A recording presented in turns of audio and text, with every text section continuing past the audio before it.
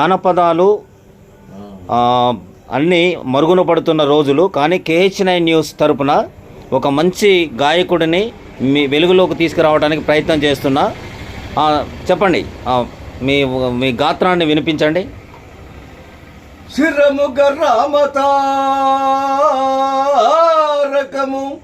చింతన చేయుచు భక్త కోటి మందిరమునకే నేను పెద్దనై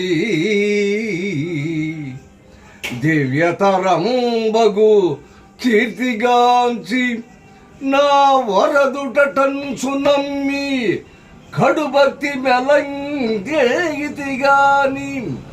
రాముతో దురమనరింతునన్సు మది